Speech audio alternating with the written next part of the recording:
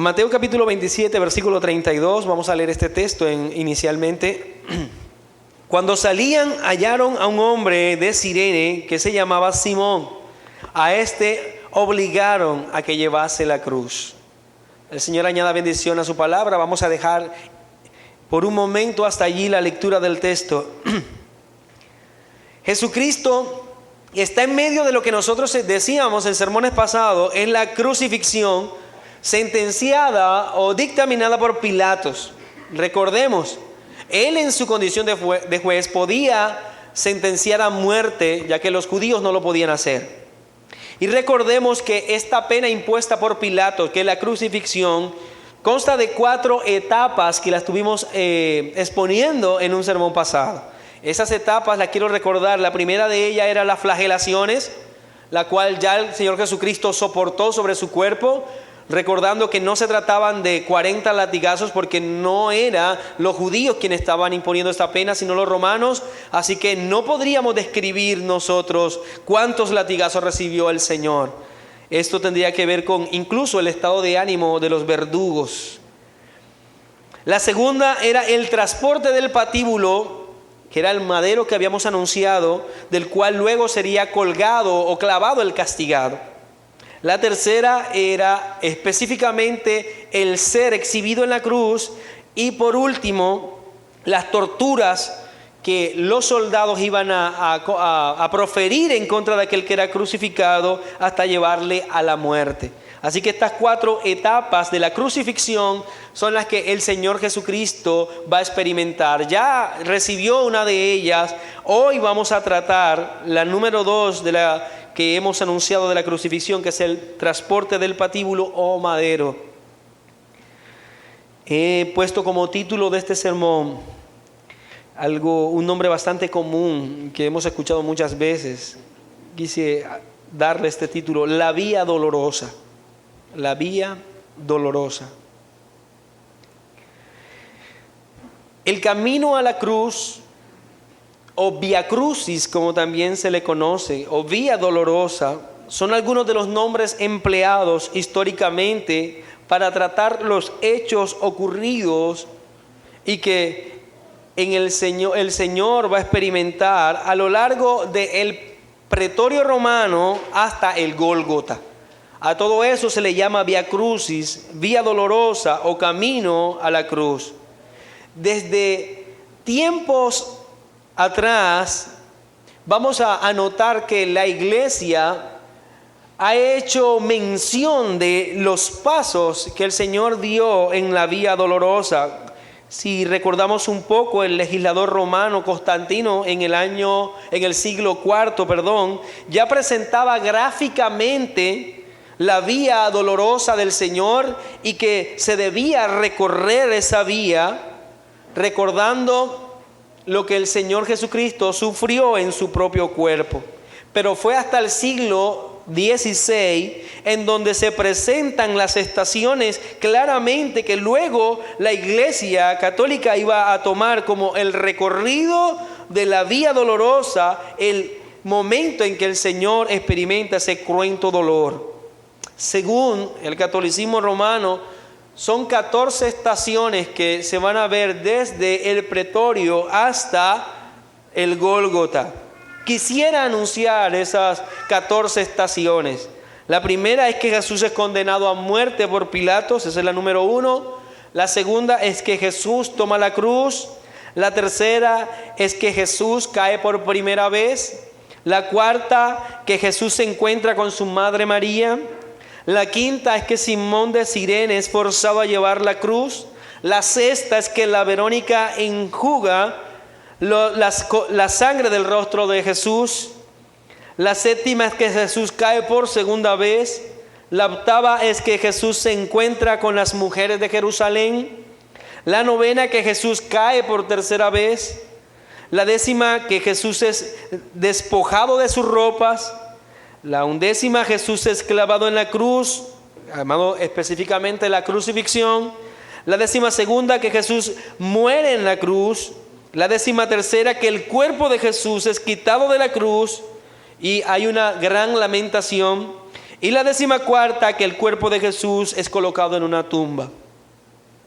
Dentro de la tradición católica, y muchos de ustedes que vienen de allá reconocen estos 4 pasos de lo que se llama la vía dolorosa. Pero en realidad, muchas de estas estaciones son producto de la tradición eclesiástica del catolicismo romano y carecen de respaldo bíblico. Si somos estrictos con lo que la Biblia nos enseña y con lo que los evangelios específicamente nos anuncia, ninguno de los 4 evangelios menciona que el Señor tuvo alguna caída.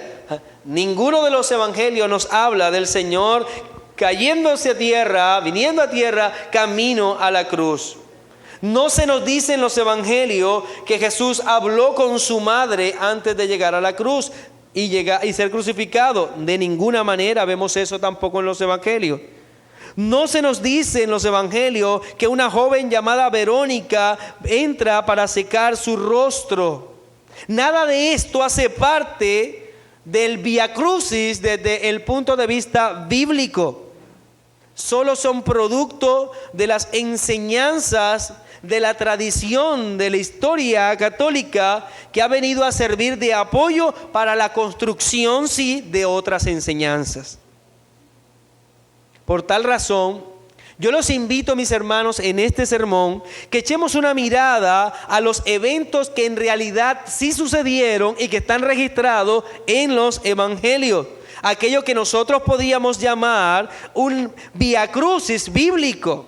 Nosotros podríamos llamar el camino a la cruz desde la perspectiva bíblica, según los evangelios. Y debemos rogar al Santo Espíritu de Dios que nos permita apreciar justamente y en justa medida los padecimientos de nuestro Señor en este camino hasta la cruz.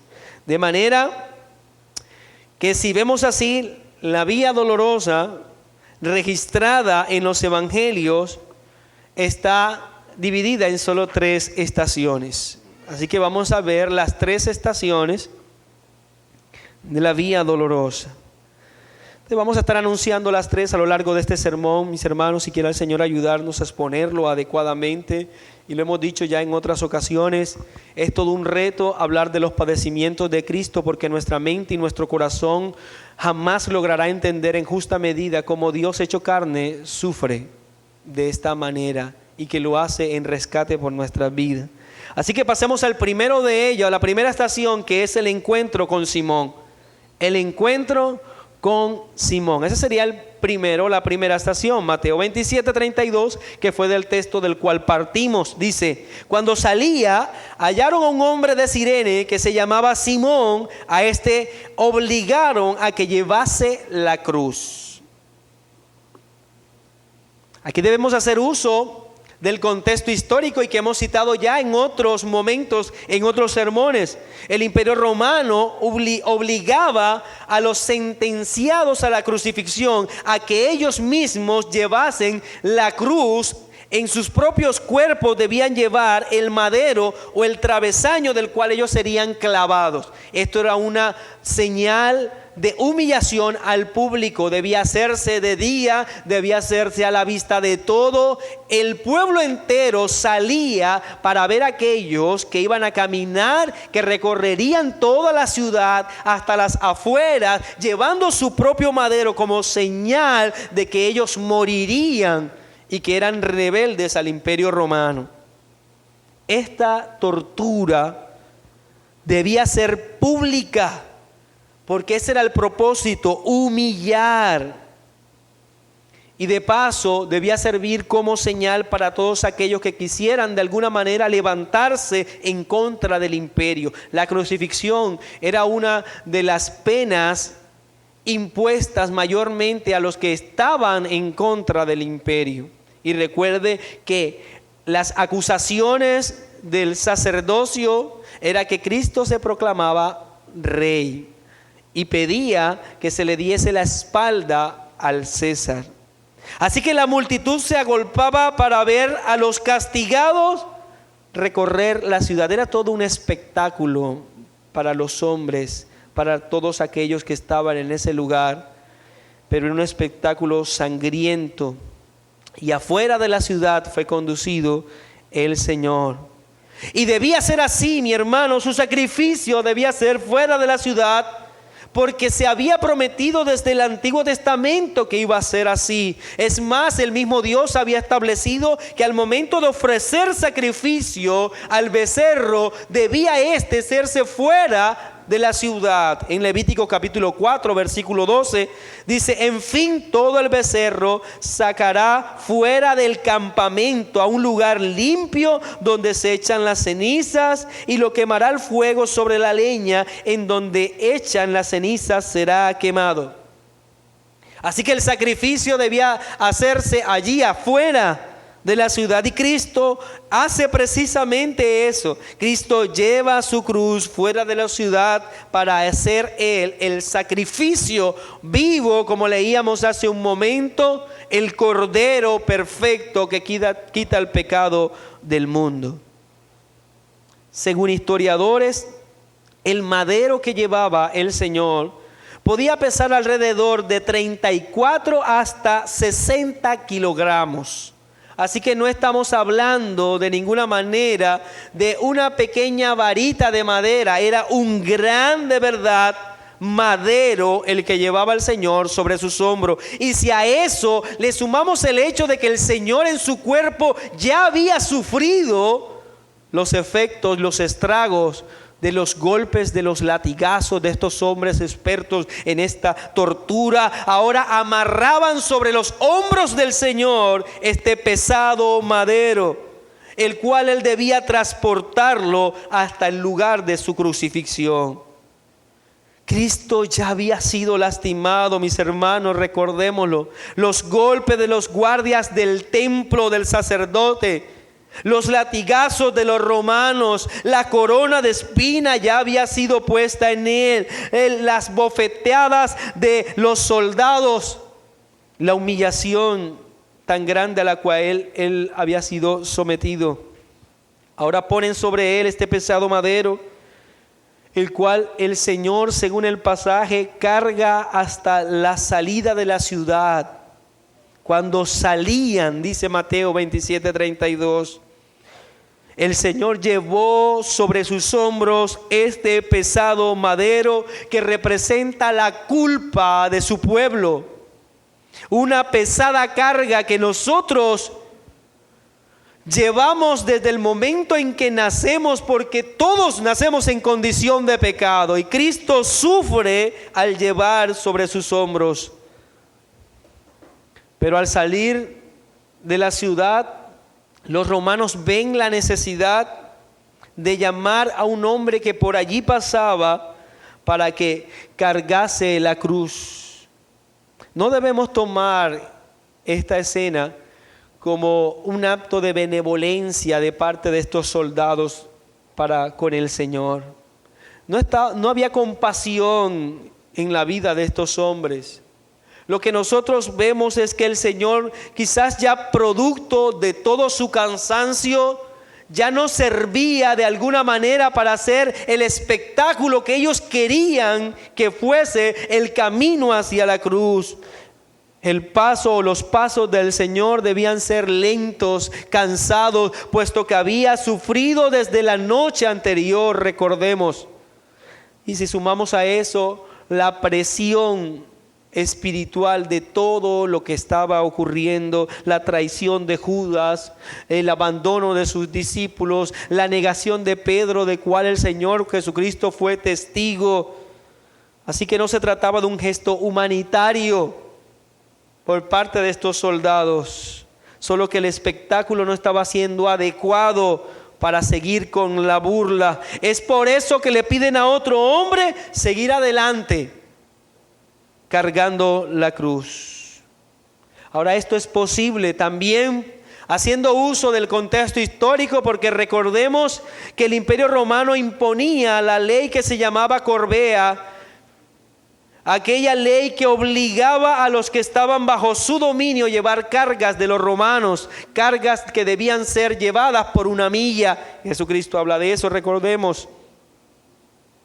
Así que ellos hacen uso de este recurso y le piden a un hombre, como dice Lucas capítulo 23, versículo 36, y llevándole tomaron a Simón de Cirene, que venía del campo, y le pusieron encima la cruz para que llevase tras Jesús, para que la llevase tras Jesús. Camino a la cruz sale este hombre que, por lo que dice Lucas, viene del campo. Simón, un hombre que venía del campo, podríamos decir que por lo que señala quizás era un campesino, pero en esto estaríamos especulando. No hay mucha evidencia para establecer esto. Podía ser un prosélito, puesto que venía a las fiestas espirituales que se estaban celebrando en Jerusalén en este preciso momento.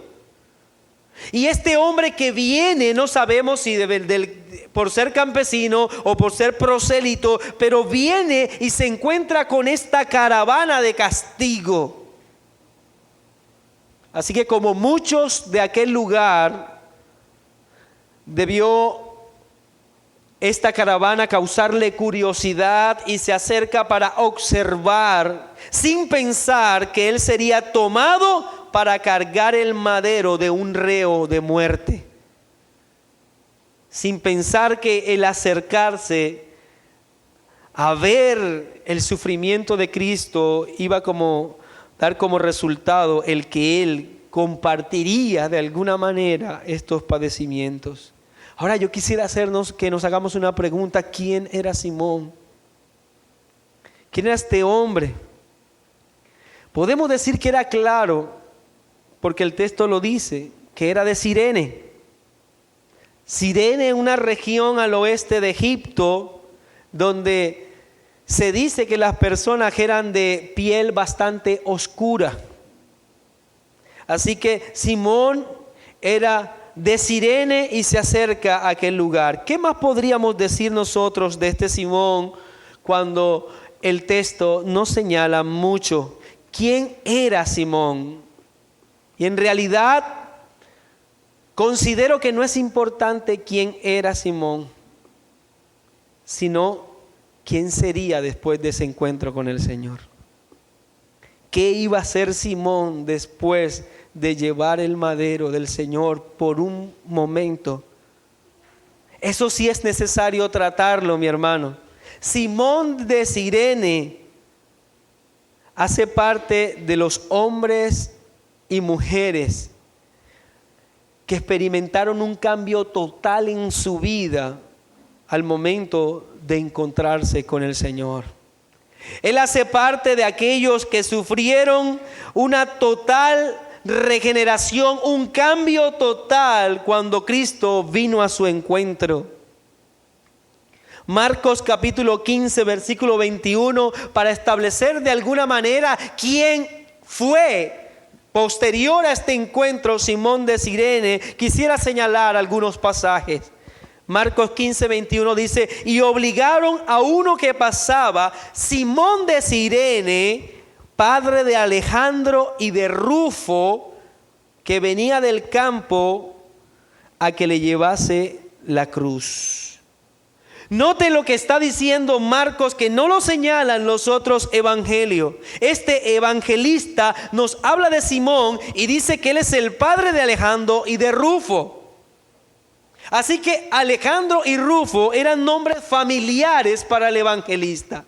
Es más, no solamente familiares para el evangelista, familiares para la iglesia, puesto que él está escribiéndole a la iglesia y menciona Simón, el padre de Alejandro y de Rufo, todos lo conocemos, dando a entender que estos hombres, tanto Simón como Alejandro y Rufo, iban a ser conocidos de la iglesia.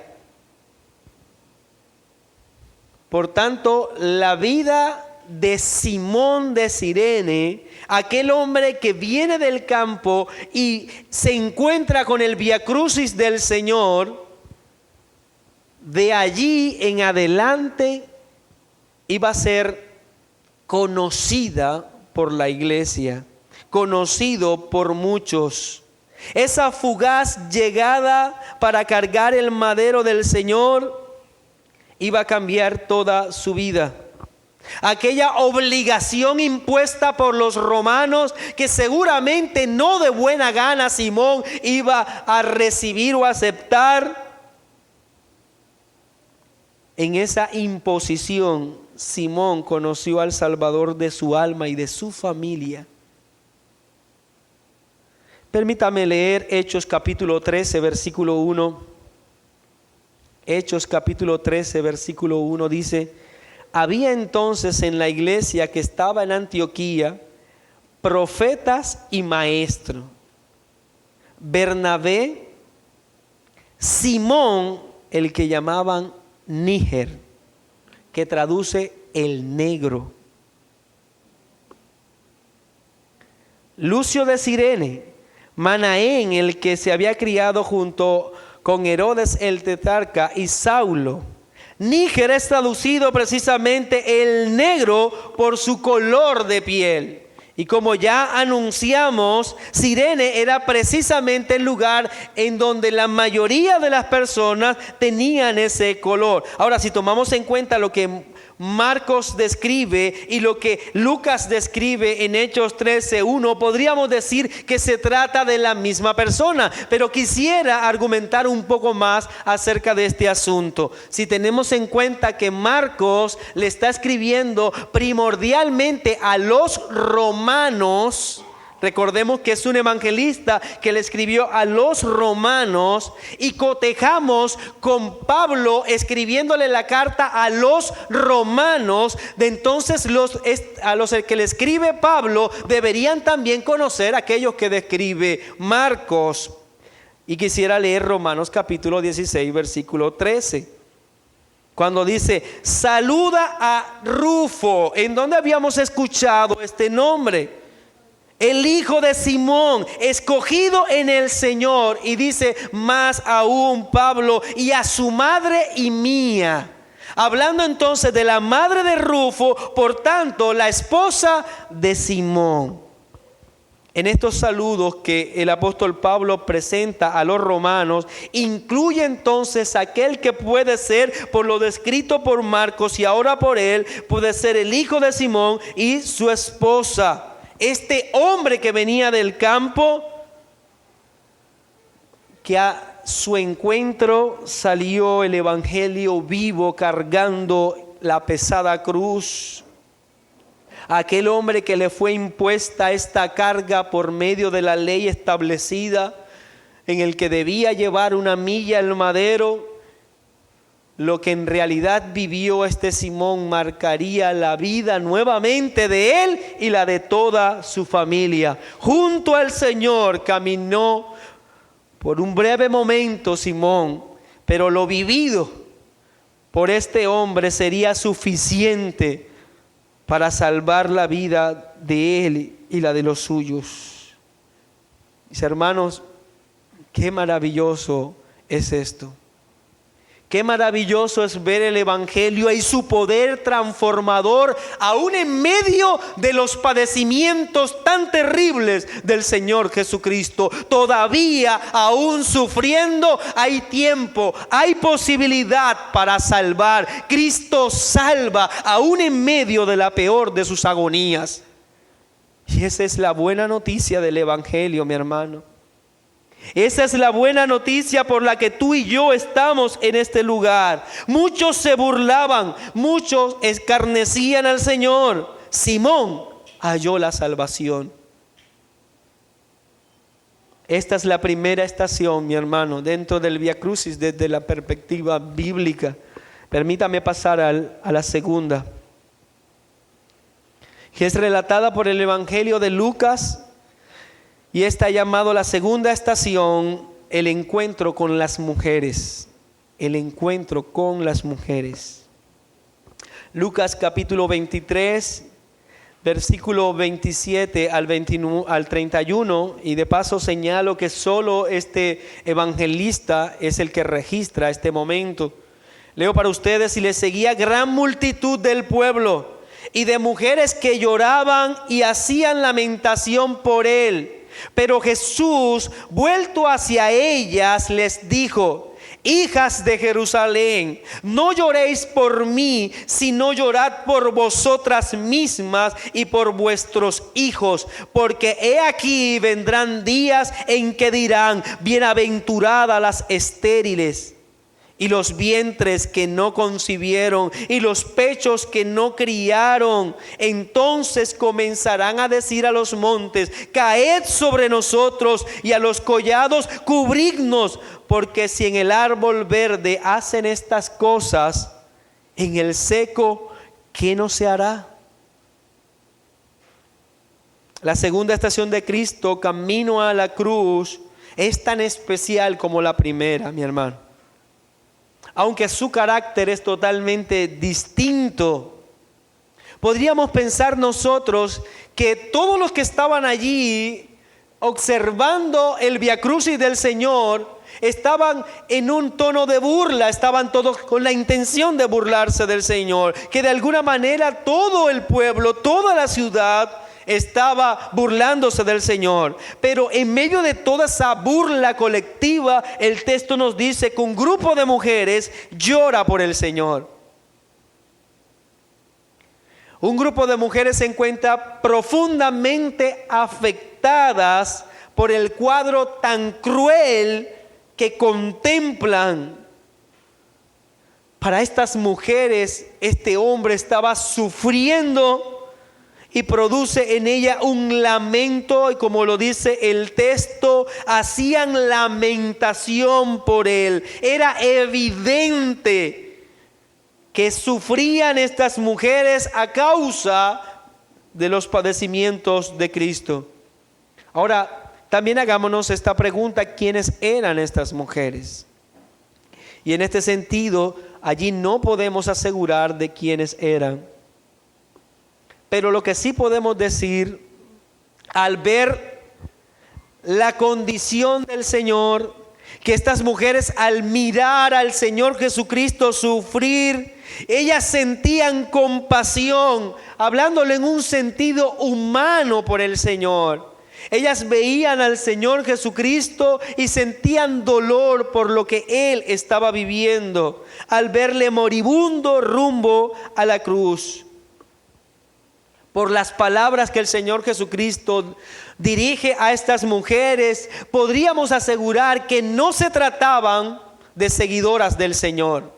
No hablamos de María, no hablamos de Marta, no hablamos de la madre del Señor. No eran mujeres que eran seguidoras de Cristo por las palabras que Él les pronuncia.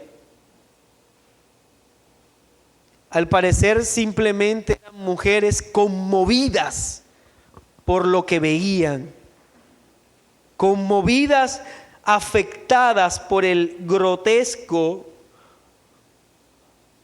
momento que el Señor Jesucristo está viviendo, por las imágenes tan crudas que estaban contemplando.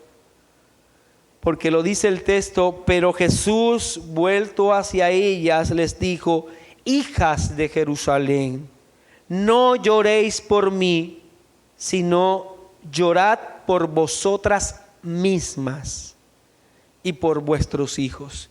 Claramente estas palabras no están dirigidas a seguidoras del Señor, mujeres que tenían fe en Él. El dolor que sentían estas mujeres estaba dirigido solo a la humanidad de Cristo, a sus padecimientos físicos. Pero el Señor lo que hace es tomar o redirigir este dolor que experimentan estas mujeres hacia el lugar correcto. Ellas debían estar llorando y el Señor les dice: no por Él y por lo que Él está haciendo, sino por ellas y su condición impenitente. Debían llorar por ellas mismas, no por el hombre aparentemente débil que estaba llevando la cruz, sino por la condición de ellas como personas no regeneradas que no veían en ese hombre al Salvador de su alma. mujeres no arrepentidas. Por eso les dice que lloren por ellas y por sus hijos, porque ella y sus hijos sufrirán la condenación a menos que se arrepientan. Que la peor condición por la que ellas deben llorar no es la del Cristo siendo lastimado físicamente, sino por ellas y su camino al infierno si no experimentaban esa regeneración y fe en Él. Cristo les muestra, mi hermano, y de paso nos sirve de mucho a todos nosotros, lo que en realidad se constituye y debe ser la mayor preocupación y la mayor necesidad de los hombres, que es la salvación. Esa es la mayor necesidad. Y estas mujeres son como muchos hombres el día de hoy, afectados solo por lo externo, por lo que parece, por lo que es pasajero, por lo que en realidad no debería preocuparnos. Recordemos que el Señor Jesucristo le dijo a sus discípulos que ellos no tuviesen temor de aquellos que podrían hacerle daño al cuerpo, que temieran a aquel que además de condenar el cuerpo puede condenar el alma al infierno. Esa es la mayor preocupación. Cristo se dirige a estas mujeres y le dicen: lloren por ustedes y por sus hijos. Y emite un juicio en medio de ese momento tan doloroso para Cristo. Cristo se detiene a emitir un juicio para todos los hombres impenitentes. Porque aquí vendrán días en que dirán: bienaventuradas las estériles, los vientres que no concibieron y los pechos que no criaron. Entonces comenzarán a decir a los montes: caed sobre nosotros, y a los collados cubridnos. El Señor en ese momento declara, lanza una afirmación ya registrada en el Antiguo Testamento. 3 veces se menciona esta afirmación en toda la Escritura. La primera en el Antiguo, la segunda por el Señor y la tercera aparece en Apocalipsis. Permítame leer cada una de ellas, o por lo menos las 2 que no hemos señalado. La primera se encuentra en Oseas capítulo 10 versículo 8. Y los lugares altos de Abén serán destruidos. El pecado de Israel caerá sobre sus altares, espino y cardo. Y dirán a los montes: cubridnos, y a los collados: caed sobre nosotros. Esta declaración habla de cómo Dios va a traer a juicio a todas las naciones. Y Cristo cita a Oseas capítulo 10 versículo 8. La segunda claramente es la que Él acaba de declarar. Y la tercera la encontramos en Apocalipsis, que también habla del juicio, cuando dice en Apocalipsis 6, versículo 15 al 17: y los reyes de la tierra, y los grandes, los ricos, los capitanes, los poderosos, y todo siervo y todo libre, se escondieron en las cuevas y entre las peñas de los montes, y decían a los montes y a las peñas: caed sobre nosotros, y escondednos del rostro de aquel que está sentado sobre el trono y de la ira del Cordero, porque el gran día de su ira ha llegado, y ¿quién podrá sostenerse en pie? Claramente el Señor Jesucristo entonces, cuando habla a estas mujeres, se está refiriendo del día del juicio, que ahora se lamentaban por su condición física, pero que en realidad debían llorar, porque a no ser que experimenten el arrepentimiento, todas ellas experimentarían el verdadero dolor cuando Cristo venga en gloria a traer juicio sobre los hombres. Ese día dirán y le gritarán a las peñas que les esconda, que prefieren morir aplastados por una enorme roca a estar en las manos de ese Dios viviente. Cristo exhorta a estas mujeres que se preocupen y que hagan lamento por ellas y por sus hijos. ya que si no proceden al arrepentimiento, solo serán receptores de la ira del rey que será derramada en el día del gran juicio. Por eso le está diciendo a estas mujeres que ellas mismas dirán que es mejor no criar, si el resultado de ello es la vida de impíos que van a ser condenados al infierno. Que serán bienaventuradas las mujeres que no dieron a luz, si el resultado de esa obra son hombres y mujeres que transgreden la voluntad de Dios y serán castigados por Cristo el día del juicio. No podemos pensar que esta declaración solo puede ser aplicada a las mujeres de Jerusalén. Se refiere el Señor a toda condición impenitente, a todos aquellos que no le ven a Él como el Salvador, sino como aquel que sufrió en una cruz. Por eso lamento, y solo lamento está reservado para aquel que no viene al Señor, mi hermano. Por eso dice: porque si en el árbol verde hacen estas cosas, en el seco, ¿qué no se hará? Cristo lanza una afirmación que podríamos señalar como una afirmación proverbial y que debe ser entendida de esta manera. A la luz de lo que ya hemos explicado, lo que está diciendo Cristo es que si Él que es el árbol verde, recuerde aquello que es más difícil de quemar, Él que es el árbol verde está sufriendo en ese momento la ira del Padre, ¿qué quedará para esas mujeres y esos hijos de esas mujeres cuando venga Él en gloria y la ira del Padre sea derramada?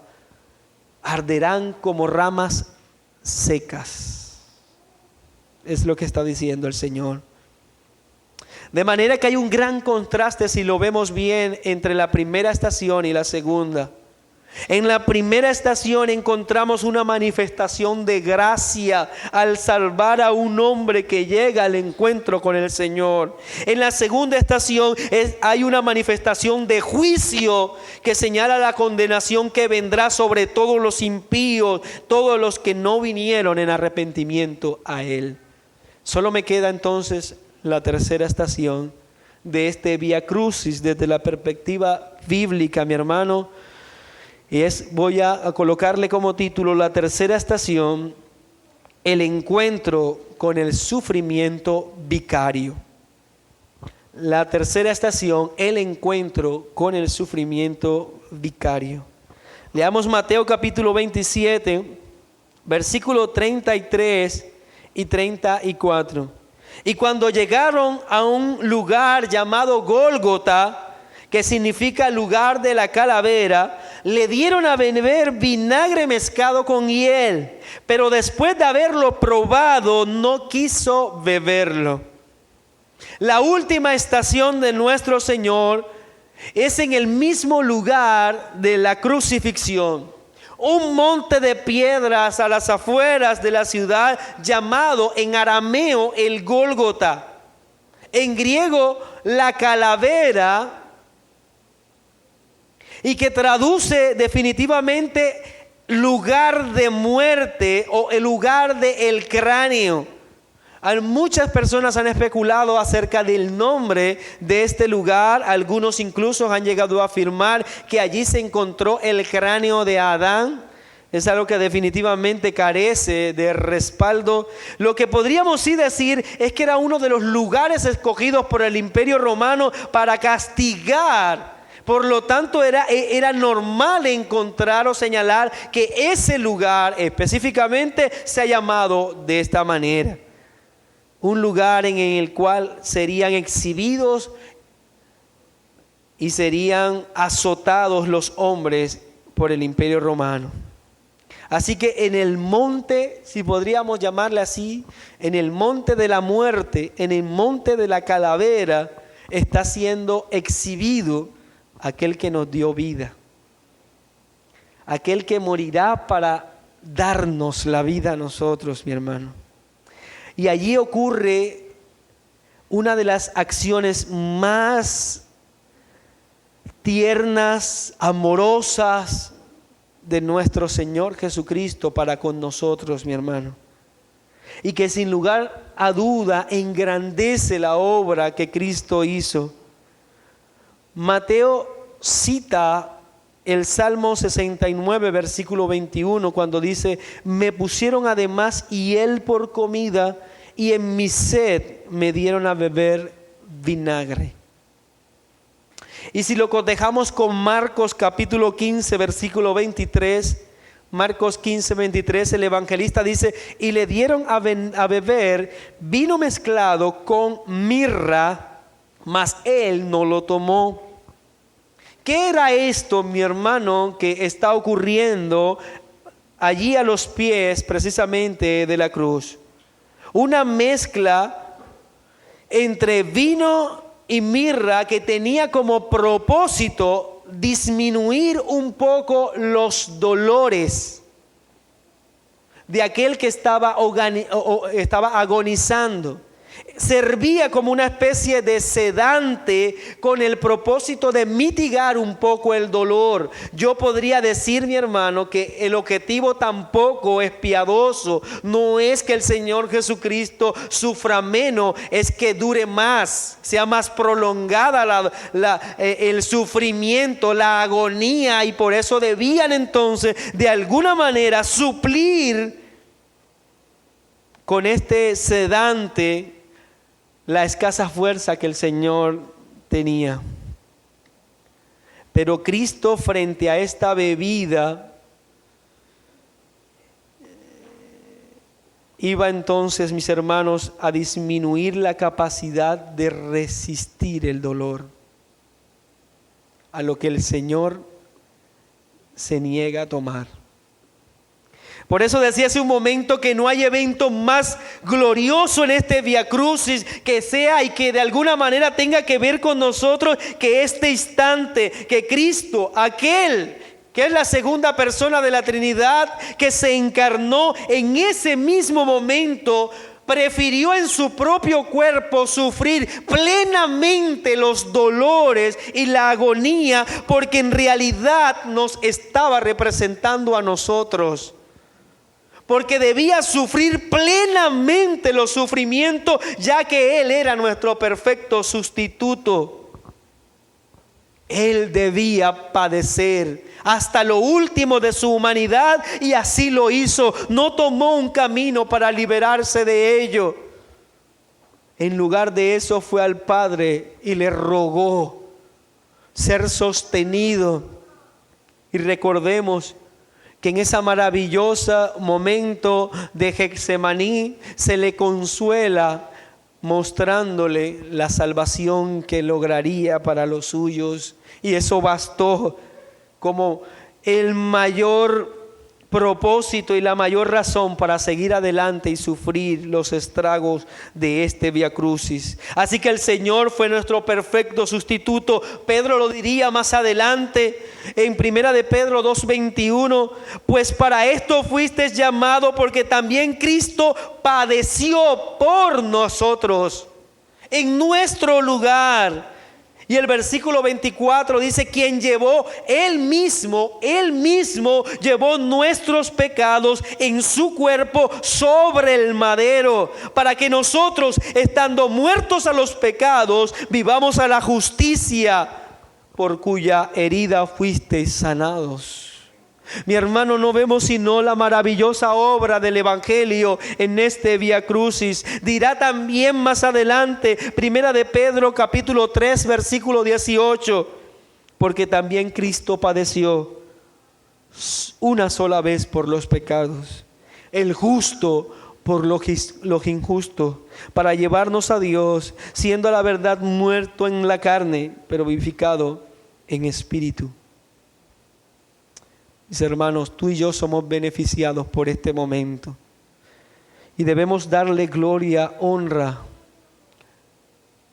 Debemos reconocer la maravillosa obra de Cristo en la cruz, y aún al caminar hacia ella lo hacía por amor a nosotros.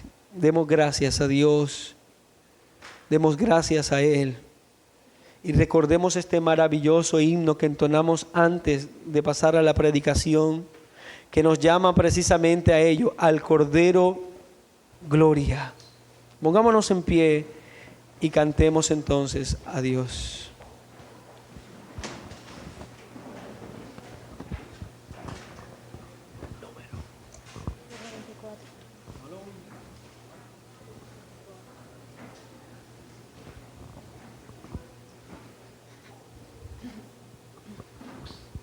Con el entendimiento de nuestro sermón entonemos el himno 144.